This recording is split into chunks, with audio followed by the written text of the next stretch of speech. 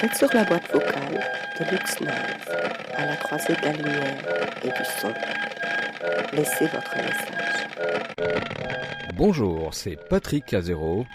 Aujourd'hui, je vous propose de découvrir l'univers poétique et très rock de Stimbre. Après une belle performance aux Zèbres de Belleville, rendez-vous sur Paname avec Joe et Gaël. Merci au passage à Sylvie et au Beautiful City Hostel pour l'accueil lors de cet entretien exclusif pour Lux Noise.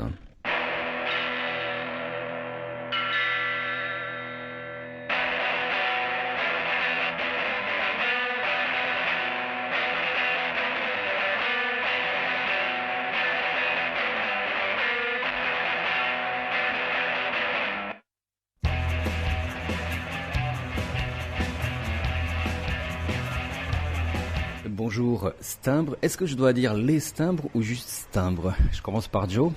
Je pense qu'on peut dire Stimbre, tout court. Ça me semble. Alors les présentations, donc il y a Joe et Gaël. Gaël. Bonjour. Bonjour.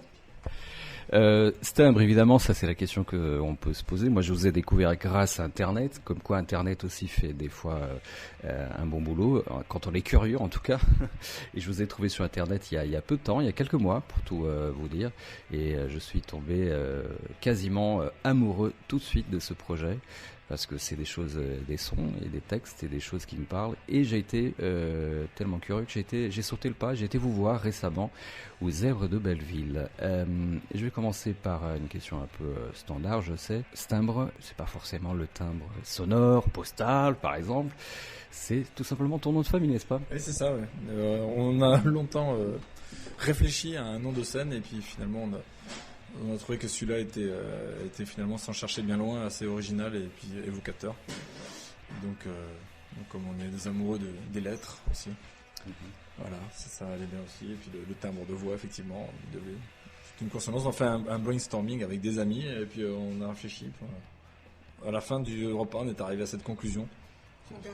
Qu'on gardait mon nom.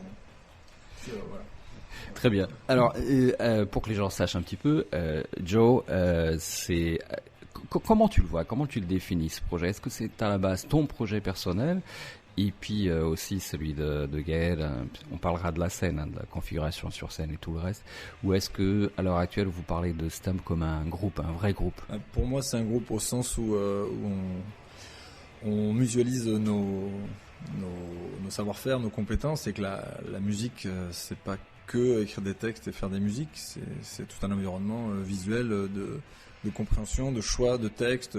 Gaël intervient un peu à tous les étages, en fait, toutes les étapes de la création, même si c'est vrai que c'est moi qui compose et qui écrit les chansons.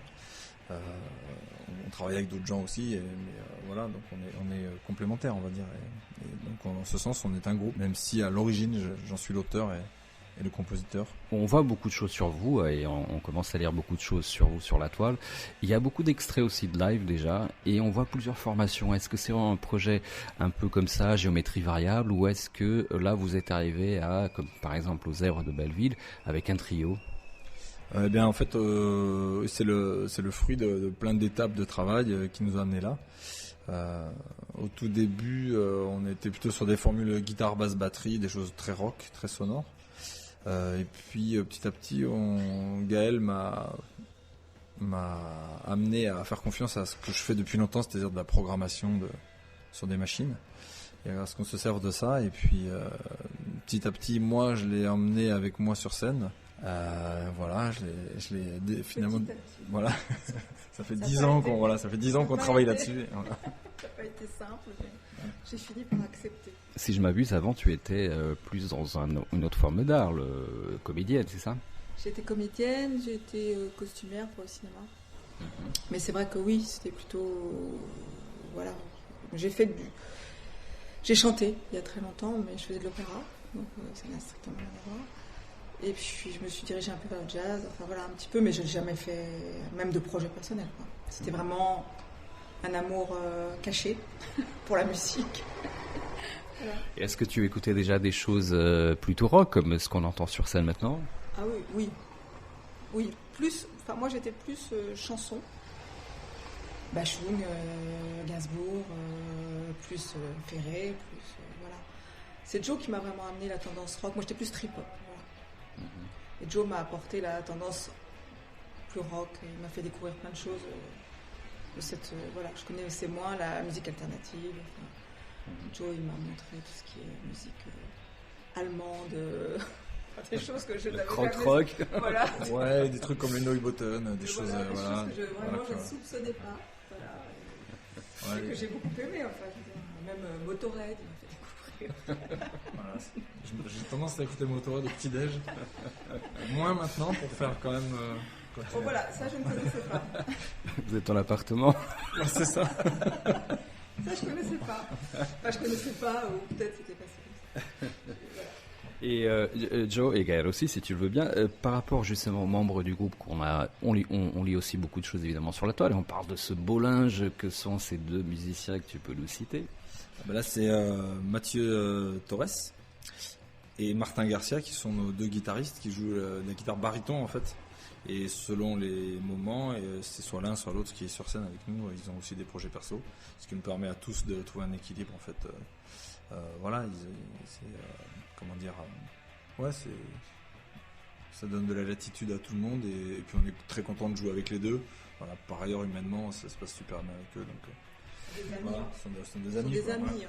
Enfin, on partage même d'autres choses que la musique ensemble.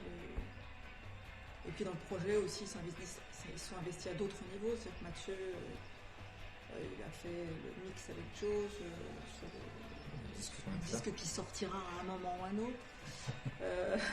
Martin, il a aussi fait des lignes de voix féminines, puisque quand je suis rentrée dans le projet, voilà, on a adapté. Il a fallu trouver mes lignes de voix, et donc ça c'est Martin en grande partie qui les a trouvées. Enfin, presque on va dire toutes, sauf une. Et puis voilà, puis maintenant ce sont des amis. Ça compte aussi.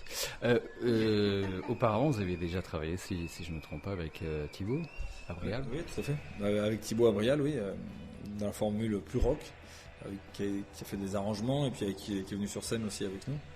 Qui est un super guitariste et un mec super sympa aussi à rencontrer. Vraiment un mec vraiment chouette. Et puis mon grand pote Julien Perraudot, qui est toujours là depuis maintenant 15 ans, à divers étages. Il m'a accompagné sur scène à la basse, à la batterie, au clavier. L'homme orchestre. Ouais, c'est un peu ça. Il est très bon dans tout. Il a fait le son sur tous les disques que j'ai fait. Là, il a fait le mastering et il nous a beaucoup conseillé sur le mix, tout ça. Donc, voilà, c'est vrai que c'est aussi des amis, quoi. Pareil. Et puis c'est des valeurs sûres, j'ai envie de dire, puisque quand tu vois le CV du bonhomme, c'est pareil, hein, du Burger ou Burger comme certains disent, Higelin, c'est... Oui, c'est sûr. Oui, et Julien, il est très doué. Voilà, très doué et c'est pas un touche-à-tout qui maîtrise un petit peu tous les domaines. C'est plutôt quelqu'un qui maîtrise vraiment bien tous les aspects dans lesquels il peut intervenir. C'est un super bassiste, c'est un très bon bassiste. Et justement, Joe, sur scène, revenons maintenant en live. Aux Zèbres, c'est pas une première fois d'ailleurs, vous aviez déjà joué et je crois même enregistré un DVD. On avait enregistré un DVD live il y a 2 ans et demi. Avec Thibaut. Avec Thibaut justement. Thibaut, dans la formule guitare, basse, batterie. Voilà. Et il y avait Julien Perraudot à la batterie. Avant que moi je vienne sur ça. On peut le retrouver, ce DVD encore? Il n'a pas resté là. Il n'a pas resté beaucoup. Il nous en reste quelques-uns. Ouais. En Chine, en import. Venez réclamer. Sur un tiroir, dans le noir. On va en avoir quelques-uns.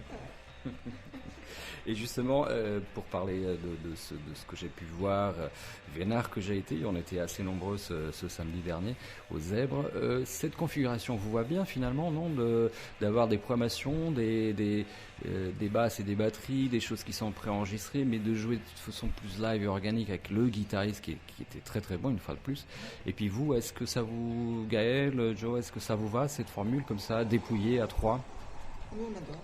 Ouais, enfin, c'est vraiment un aboutissement pour nous dans la recherche vraiment de... Déjà ça s'appuie sur tout le travail de Joe sur les machines et oui ça c'est très confortable pour nous. Après c'est particulier effectivement.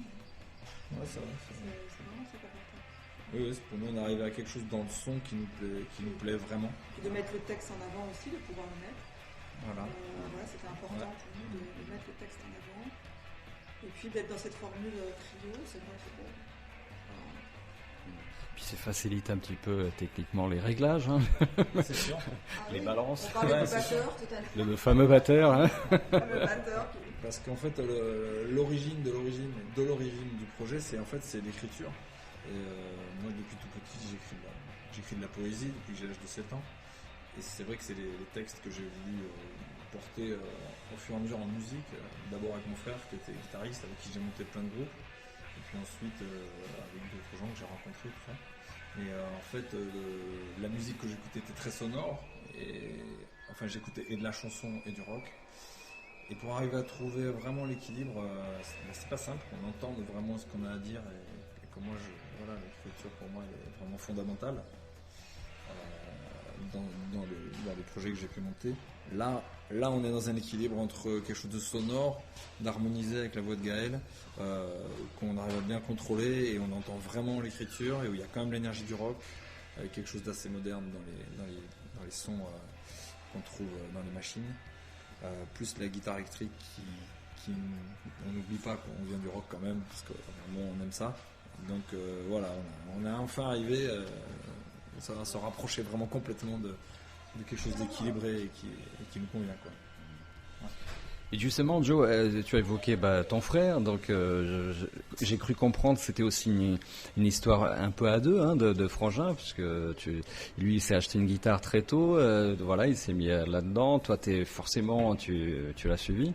Est-ce que tu peux juste nous résumer vite fait cette arrivée au monde de la musique et surtout aux sonorités plus rock? Ah bah oui, complètement. À la maison, il y avait plutôt de la chanson en fait. Mes parents écoutaient de la chanson. Brassens, Brel et quelques autres. Et nous, à l'adolescence, on avait beaucoup d'énergie, on va dire, avec mon frère, à dépenser. Et le rugby dans tout ça? Notamment, on était tous les deux joueurs de rugby et aussi musiciens. Et mon frangin lui a acheté une guitare, une première guitare un peu pourrie, et puis une deuxième beaucoup mieux. Il a acheté une Gibson assez vite quand même, donc il a bossé l'été pour s'acheter sa Gibson. Et très vite, on a monté des groupes. Un premier qui s'appelait les Wolfgang, qui était un groupe de garage qu'on répétait vraiment dans un garage, un vrai garage. C'était vraiment bruyant et je chantais sur. T'étais au chant? Et j'étais au chant. Je sais pas si on peut appeler prononcer du chant d'ailleurs. Bon voilà, c'était punk, c'était tout à fond, tout bruyant, comme on aime quand on a ces âges-là et qu'on a l'énergie pour le faire. Voilà, je chantais dans un ampli guitare qui faisait 10 watts. Je me rappelle bien du son. Entre la mouche et et je sais pas quel autre animal. Voilà. Et non, c'était chouette. Ça, c'était le premier, les Wolfgang. Ensuite, on en a eu un deuxième, les Marcel, qui lui était un peu plus chanson, avec une part de compo et une part de reprise. Et puis ensuite, on en a eu un troisième qui s'appelait José notre idole, qui était voilà. Il a osé. Les noms, c'est énorme. Et oui, et donc à Rodez où j'étais à l'époque, il y a les gens, un certain nombre de personnes m'appelaient mon idole quand j'arrivais quelque part. Ce qui était bon pour l'ego, mais pas forcément pour la musique, je dois dire. Mais la musique était quand même, enfin c'était un groupe vraiment marrant, quoi, de rock parodique, chanson parodique en fait. On faisait du métal, du zouk, enfin, voilà, c'était large. Très très large. Avec l'histoire de l'idole bien trouvée. Tu me fais penser à un copain musicien, s'il nous entend, quand il disait qu'il avait son meilleur pote musicien, quand il a sorti son tout premier disque, il l'appelait le plus gros succès. C'est à peu près de cet ordre d'y être. Nous, le disque, le seul qu'on a sorti était une cassette d'ailleurs du reste, et pas un disque, qui s'appelait Échantillon Post-Mortem, plutôt autour de mon nom, quoi. Par rapport à la scène justement, on évoquait le Zère de Belleville. Est-ce qu'il y a d'autres projets de scène? Alors, je sais que l'année dernière vous avez beaucoup tourné et c'est tant mieux. J'espère que l'année prochaine va être aussi fournie. Mais les prochaines dates, est-ce que vous avez déjà des choses à annoncer? Oui, on va jouer à Castres au mois de novembre. On va jouer à Decazeville dans l'Aveyron ça c'est la salle Yves Rock, qui est une chouette salle. On va jouer dans le Tarn, à Gourier. On va jouer certainement un peu moins cette année. On a beaucoup joué l'an dernier et l'année d'avant. Et là, on va peut-être jouer un peu moins et penser les choses différemment, parce qu'on vient de terminer un disque et il est fini, on l'a mixé, tout ça, mais on attend un peu pour le sortir. C'est un peu compliqué. On a envie de faire les choses bien et donc je crois qu'on touche un peu les limites du do it yourself en ce moment, quoi. Et justement, parlons de la cuisine interne 2 secondes.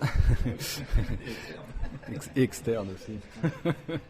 Alors les concerts, voilà, ils seront bientôt annoncés pour ceux qui ne connaissent pas encore Stimbre. Allez sur leur site. D'ailleurs, le site il existe. Hein. Je me suis baladé il y a pas longtemps dedans. C'est Stimbre.com. Voilà, tout simplement. Donc les dates, tout est bien organisé évidemment. Voilà, il y a les concerts, il y a de la vidéo, il y a un peu de tout. Il y a 2 titres de notre nouvel album que nous tendons à sortir prochainement. Là. Voilà. On ne sait pas encore au niveau de l'organisation ni de la temporalité comment ça va se.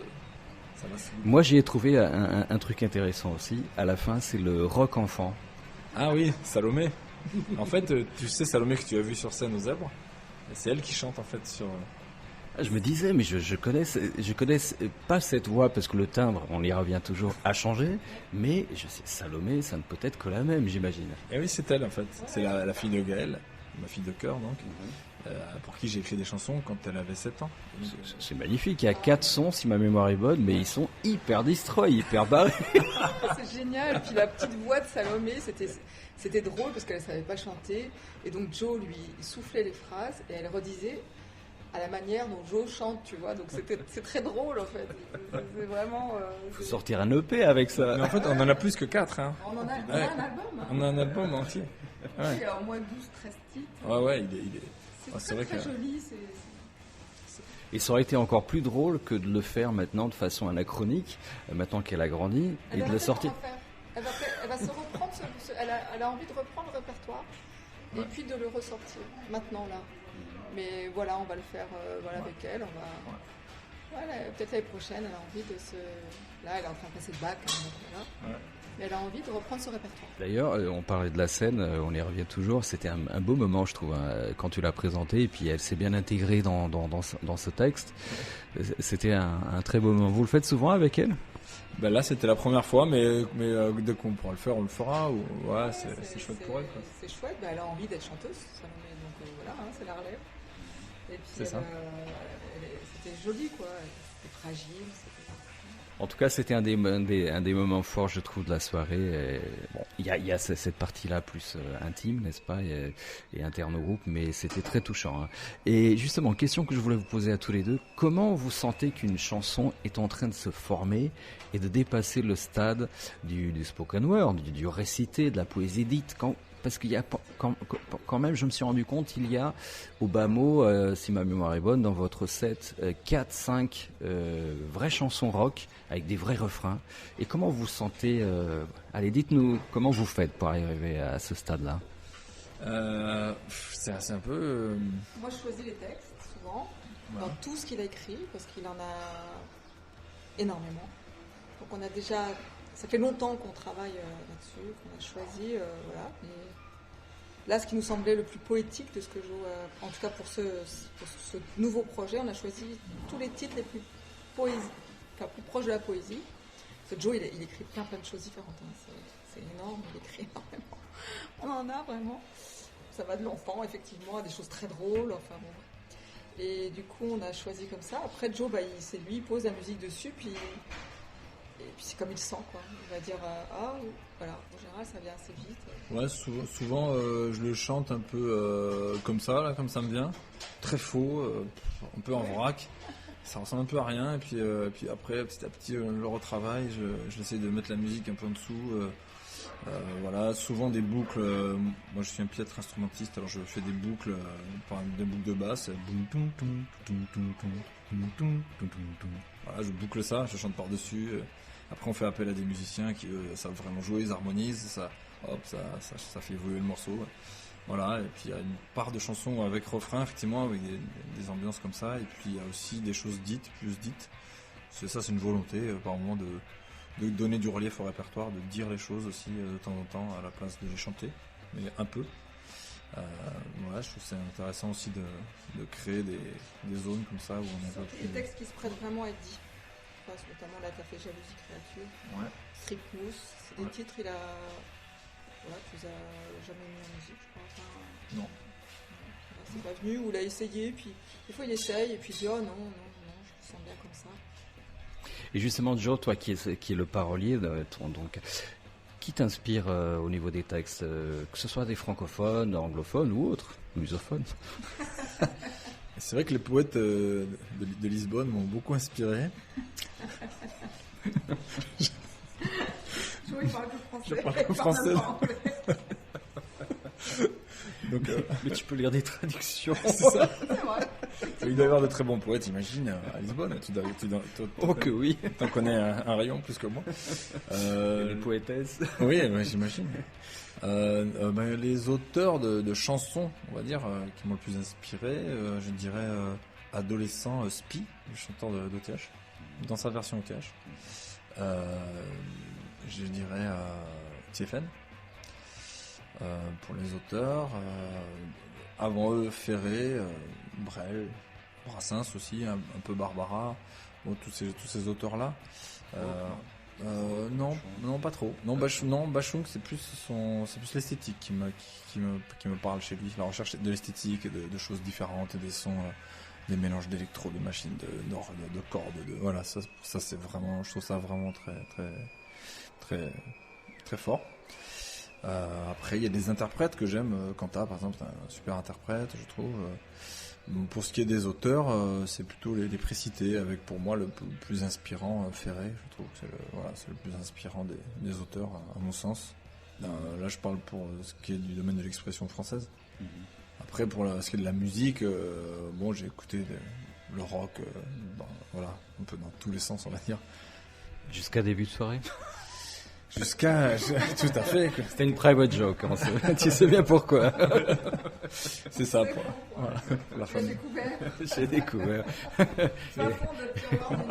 C'est ça. C'est le problème du net.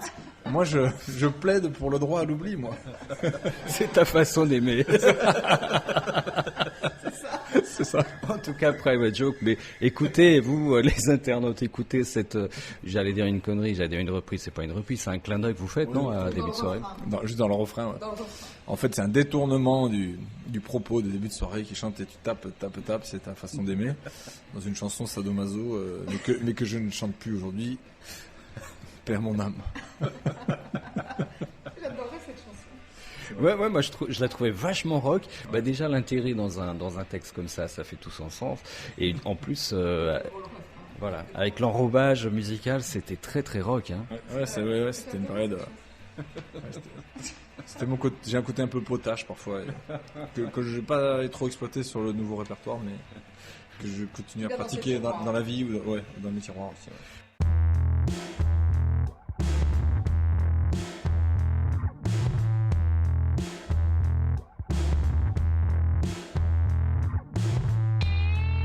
C'est vrai qu'on parle beaucoup, et tu l'as souligné Gaël, des thèmes, les sujets que tu abordes dans tes textes, avec beaucoup, je trouve, d'ironie parfois, d'humour même un peu noir. C'est assez caustique aussi par moments, hein. Tout en restant très sobre sur scène, j'ai trouvé.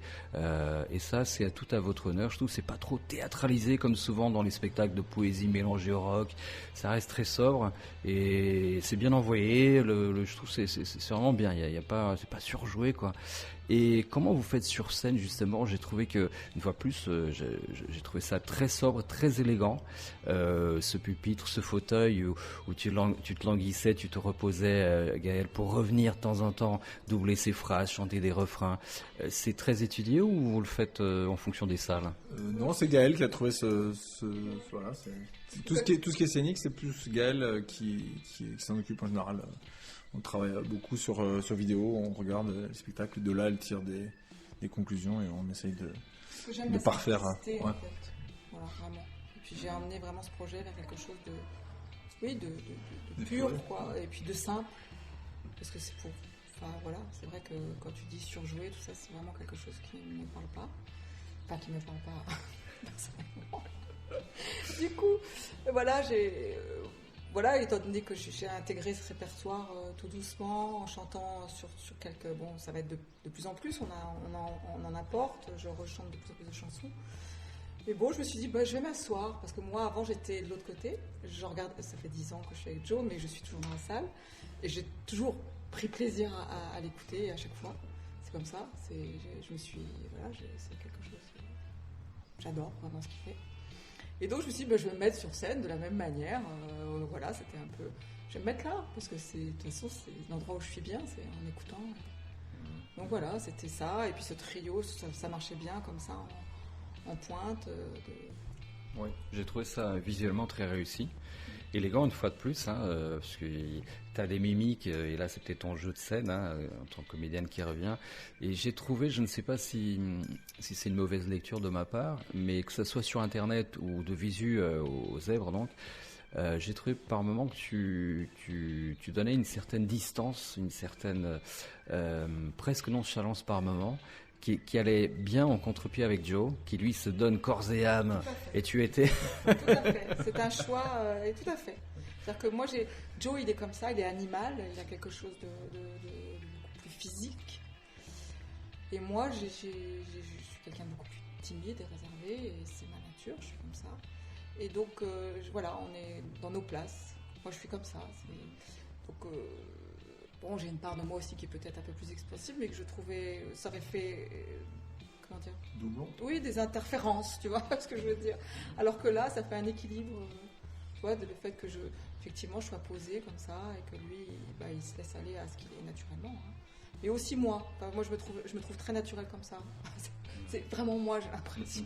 Et c'est ce que je cherche sur scène, et c'est ce qu'on...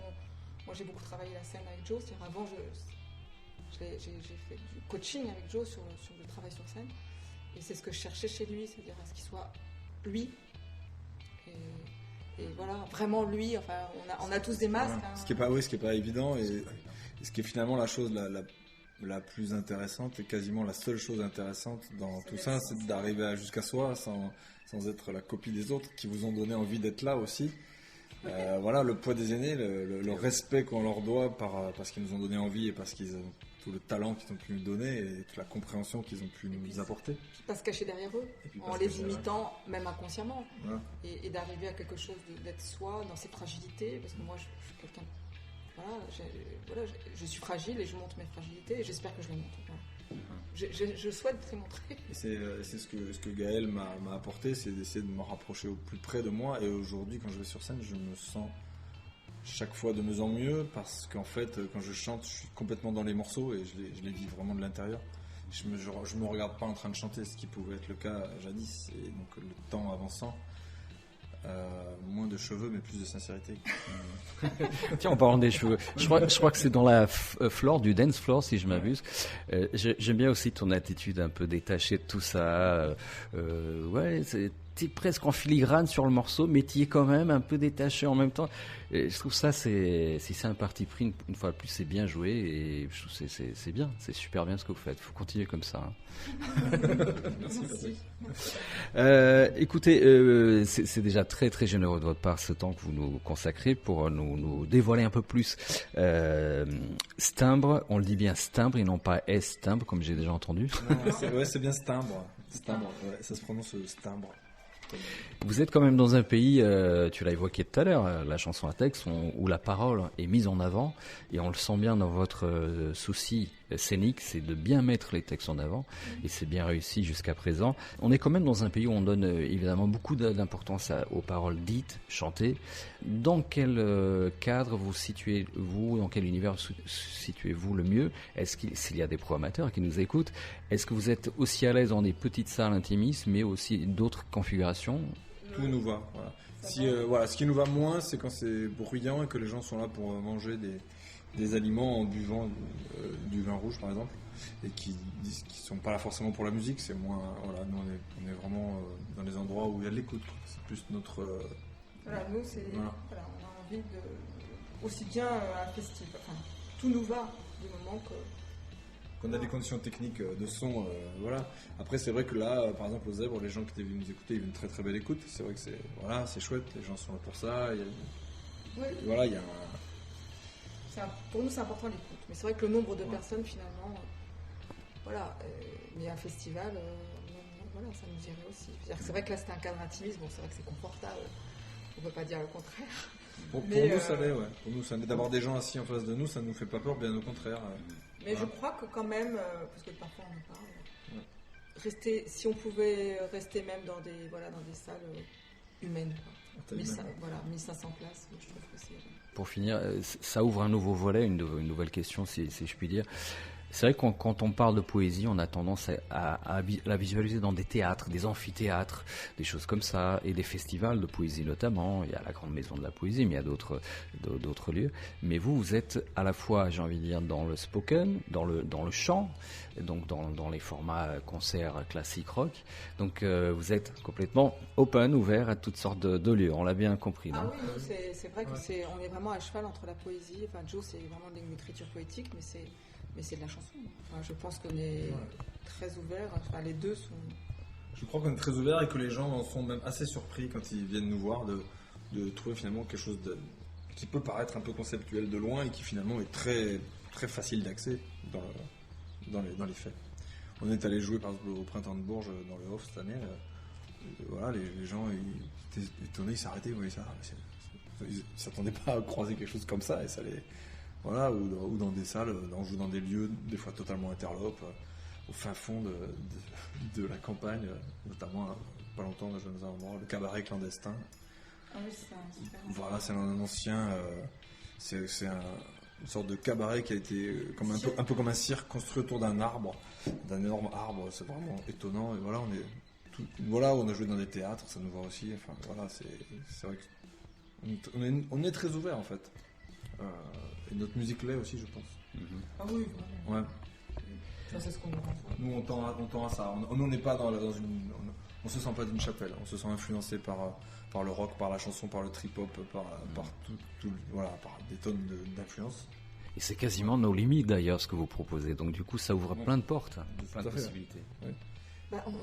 En tout cas, c'est vrai qu'on espère, dans le sens où nous, c'est le partage qui compte. Je veux dire, on a envie c'est de partager avec des gens un univers qui nous touche, mais je pense qu'on a des racines communes avec plein de gens. Parce que c'est vrai qu'il y a du rock, il y a beaucoup de gens en France qui aiment aussi l'écriture, qui sont touchés par l'écriture de Joe, et puis cette influence rock en étant en même temps service du texte, quand au même. Service du texte, quoi.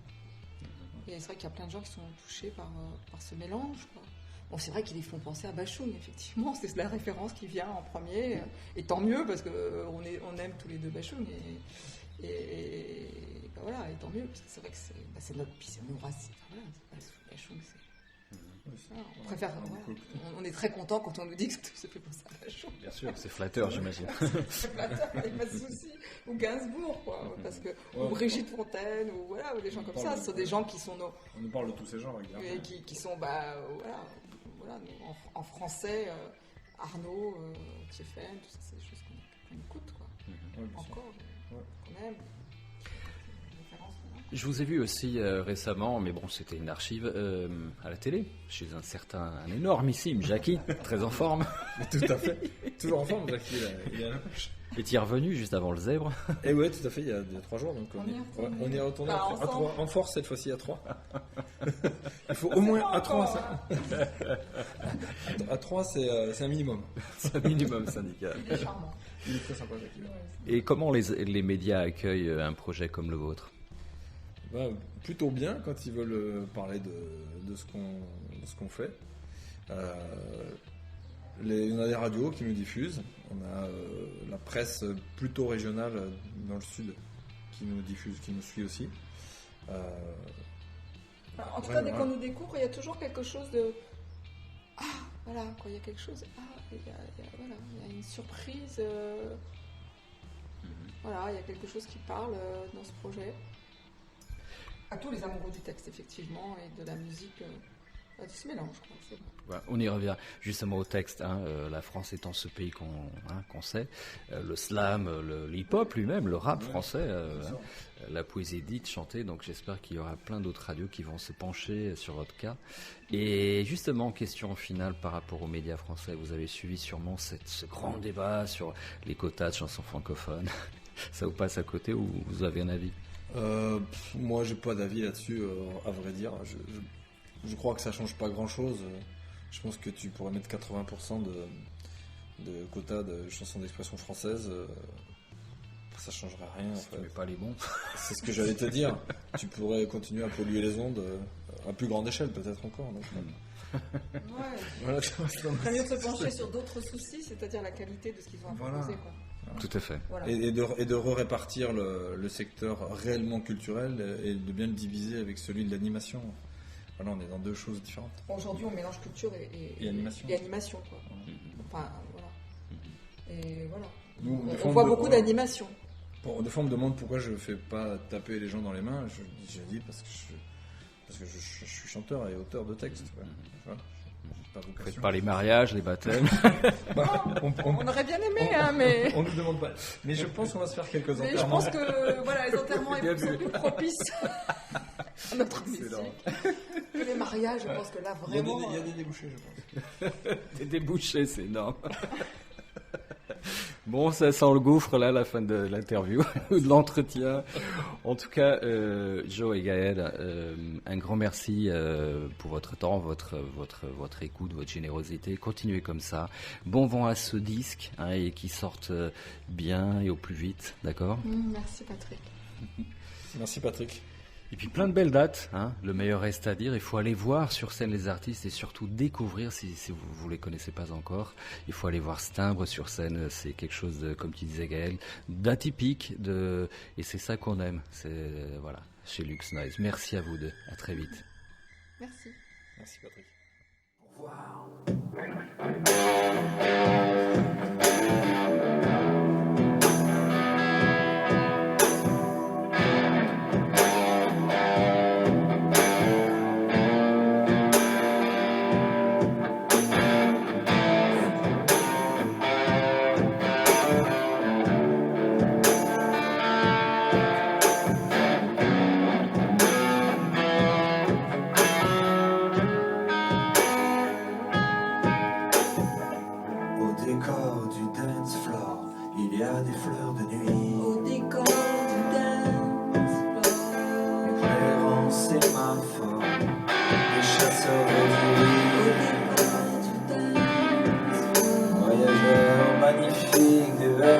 Plein la valise, conquérant, héroïque, à la verve et la cime.